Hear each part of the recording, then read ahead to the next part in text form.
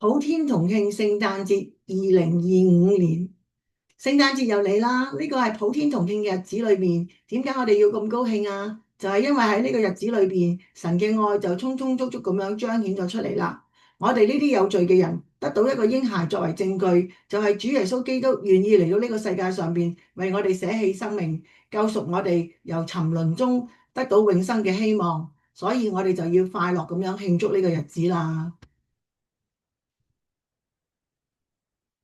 申命記第5章6至10節，我是耶和華你的神，曾將你從埃及地為奴之家領出來。除了我以外，你不可有別的神，不可為自己雕刻偶像，亦都不可做什麼形象，仿佛上天下地和地底下水中的百物，不可跪拜那些像，也不可侍奉他。因為我耶和華你的神是忌邪的神，恨我的，我必追討他的罪，自父及子，直到3、4代。愛我、守我誡命的，我必向他們發慈愛，直到千代。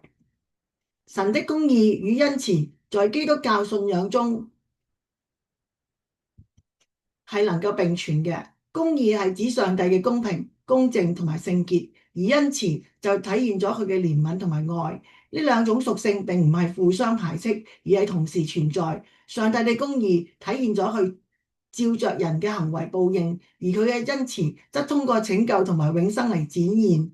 例如約翰福音3章16節所描述嘅就係上帝因為愛世人，賜下獨生子，使到信靠者得到永生。羅馬書3章23至24節，因為世人都犯了罪，虧缺了神的榮耀，如今卻蒙神的恩典，因基督耶穌的救贖，就白白的稱義。神處理世人犯罪嘅方式喺基督教信仰中，主要係透過耶穌基督嘅犧牲同埋復活嚟提供救贖，同時亦都藉由聖靈嘅引導嚟幫助信徒悔改同埋過新生活。信徒可以透過悔改、認罪同埋信仰嚟獲得寬恕和永生，但這需要個人對耶穌基督嘅信仰同埋接納。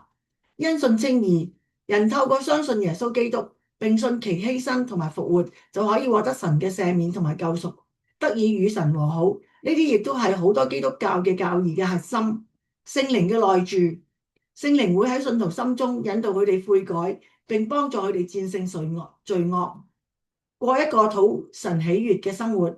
末日審判，傳統嘅基督教教義中有關於末日審判嘅觀念。嗰個時候，神會根據每個人喺世上嘅行為嚟審判佢哋。有活潑嘅盼望，喺基督嘅救贖之中，信徒有一個活潑嘅盼望。呢個盼望係遲早必實現嘅盼望，係指著基督再來嘅時候，神嘅國永恆榮耀同埋新天新地。咁樣係充分表現出恨我嘅，我必追討他的罪，自父及子，直到3、4代。愛我、守我誡命的，我必向他們發慈愛，直到千代。呢啲就係永恆嘅生命啦。神嘅恩慈帶來希望。約翰福音3章16至18節，神愛世人，甚至將他的獨生子賜給他們，叫一切信他的不至滅亡，反得永生。因為神差的兒子降世，不是要定世人的罪，乃是叫世人因他得救。信他的人不被定罪，不信的人罪已經定了，因為他不信神獨生子的名。信徒認為從神而來嘅恩典同埋憐憫係佢哋喺生活中嘅希望來源。呢一份希望唔單止係精神上面嘅慰藉，更係被認為一種終將實現嘅盼望。因為佢係來自於永恆嘅神，同埋佢永不朽壞嘅國度。普天同慶聖誕節，路加福音2章18至17節，喺伯利恆嘅野地裏邊有牧羊人，夜間按住更次看守羊群，有主嘅使者站喺佢哋嘅旁邊，主嘅榮光四面照着他們，牧羊的人就甚懼怕。那天使對他們說：不要懼怕，我報給你們大喜的信息，是關乎萬民的。因今天在大衛的城裏為你們生了救主，就是主基督。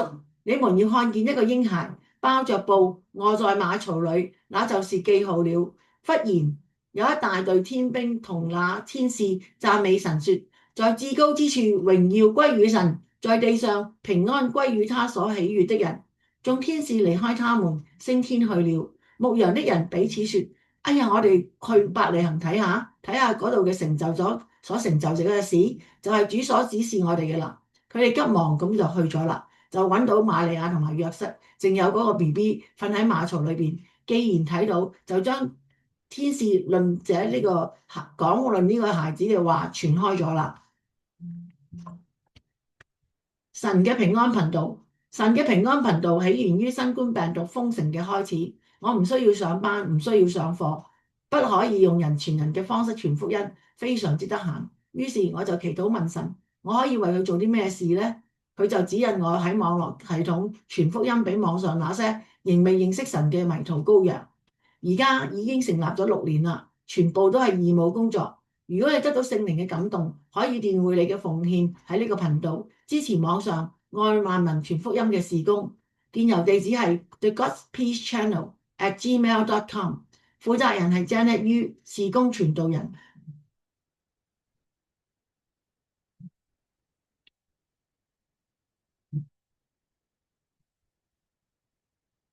各位親愛嘅網上嘅朋友同埋主內嘅弟兄姊妹，如果你感覺到神真係愛你，聽完我細說普天同慶聖誕節2025有感動嘅話，請你俾個讚啦。如果你覺得可以同朋友分享嘅話，可以撳 share。有地方要改善嘅話，請俾我評語。有興趣睇多啲神嘅平安頻道嘅短片，可以登入 www.youtube.com/JanetU7016 追看青蘋果話你知同埋愛萬民靈修分享嗰啲2-3分鐘嘅靈修短片啦。願神賜平安福氣俾你哋。阿門，再見。